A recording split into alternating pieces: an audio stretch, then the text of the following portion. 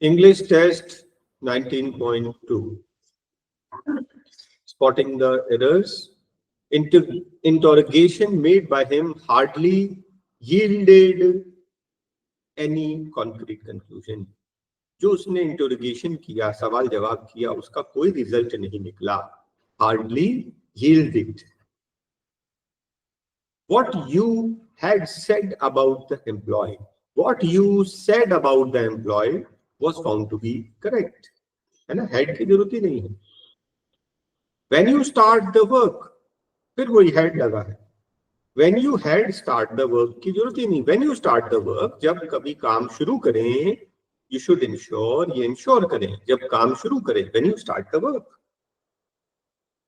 If you have good control over your breath, अपनी सांस पर कंट्रोल हो, आप फ्लोटिंग कर सकते हैं. The way to the fort was too difficult के बाद ना तो आना चाहिए too difficult to reach. तो ये 2 और 3 दोनों में करेक्शन हो जाएगा. Was so difficult, इतना डिफिकल्ट था कि हम पहुंच ही नहीं पाए. That we could not reach. When we heard the name of our leader uttered respectfully by the foreigners, we felt proud of him. हम proud feel करें. It goes to his credit that he was a clean man in politics as well as his personal dealings.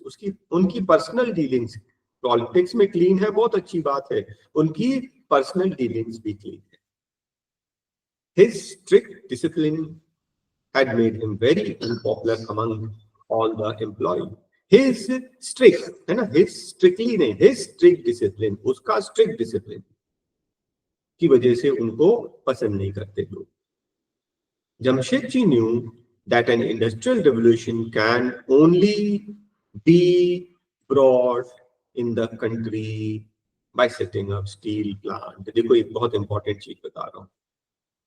तो जमशेद जी जो टाटा है ना, उनने India में steel plant लगाया. पहला जो स्टील फैक्ट्री लगाई ना इंडिया में, किसने लगाया? जमशेद जी ने, टाटा ने. ब्रिटिश गवर्नमेंट ने नहीं लगाया. ब्रिटिश गवर्नमेंट तो ब्रिटेन में बना रहे थे, वहां से लाकर इंडिया में बेच रहे थे. ठीक है, तो इनको श्रेय जाता है Tata steel plant.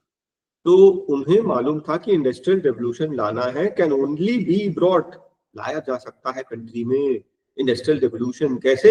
Iron and steel plant लगाना पड़ेगा, क्योंकि हर चीज में आयरन स्टील चाहिए. ही बीइंग द एल्डेस्ट पर्सन के लिए एल्डर वर्ड यूज किया जाता है, और ऑब्जेक्ट प्लेस के लिए old. He being the eldest son, याद रखना. हाँ, बहुत आता है एग्जाम में. There is no need of any proof because everything is obvious. अरे सब ऑब्वियस है, सब दिखाई दे रहा है, कोई प्रूफ की जरूरत नहीं है. It is obvious. Onions are grown in abundance, बहुत पैदा होती है, जिस वजह से यहाँ सस्ती है. abundance, सस्ती कब मिलेगी? जब abundance होगी. grown in abundance. Normally he is docile in behavior. Normally वो शांत रहते हैं, लेकिन कभी कभी वो एग्रेसिव हो जाते हैं. तो डोसाइल का ऑपोजिट हो जाएगा aggressive. If you pay in advance you will get some concession. भाई पेमेंट एडवांस में पे करोगे तो कंसेशन मिलेगा. I have in my album photographs of some of my very close friends, जिन्हें मैं कभी नहीं भूल सकता. whom I can never forget. wrongly spelled में disclosure, SURE, disclosure. repetition, repetition की स्पेलिंग गलत है. 33 में ऑल करेक्ट है. और accommodation, accommodation की स्पेलिंग गलत है. हाँ हाँ, enthusiasm, SUI, enthusiasm, तो सेकंड यहाँ आंसर हो गया। तो रॉन्गली स्पेल्ड मिल गया आपको। Arrange the 6 sentences। Money, comfort, luxuries आजकल डोमिनेट करता है। हर आदमी जो है मनी, कंफर्ट, लग्जरी के पीछे भाग रहा है। नेक्स्ट,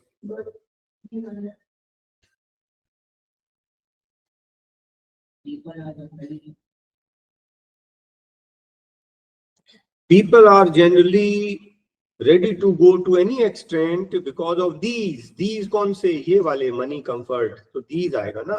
इन मटेरियल एस्पेक्ट्स के लिए वो कुछ भी ready to go to any extent, किसी भी हद तक जा सकते हैं।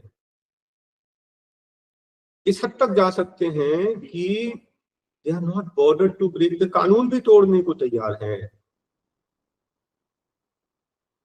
इसका कारण क्या है?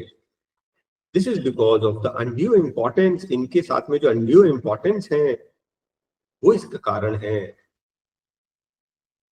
लेकिन एक चीज सर्टन है कि एक ना एक दिन लोगों को रियलाइज होगा कि क्या इंपॉर्टेंट है, और ये शिफ्ट हो जाएगा वापस। और ये शिफ्ट हो जाएगा तो फिर आखिरी में बोल रहा है दिस शिफ्ट, ये जो शिफ्ट है वो फेवर में होगा सोसाइटी के डिजायरेबल वैल्यूज में।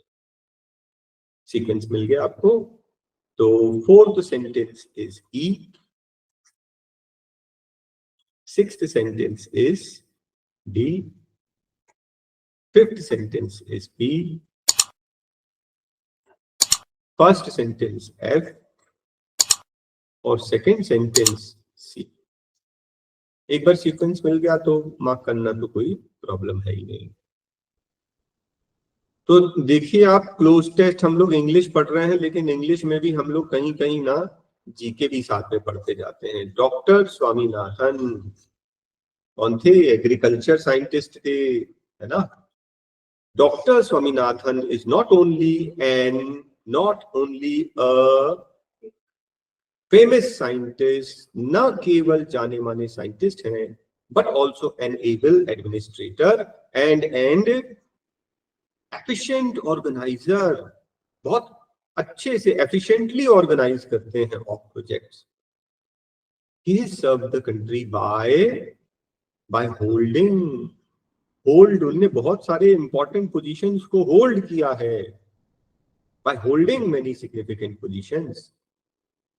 His research in the field of agriculture and his efforts for improving the quality of wheat। देखो इनका जो सबसे इंपॉर्टेंट काम था ना, व्हीट की क्वालिटी को इंप्रूव करना, उसके लिए बहुत उन्होंने काम किया है।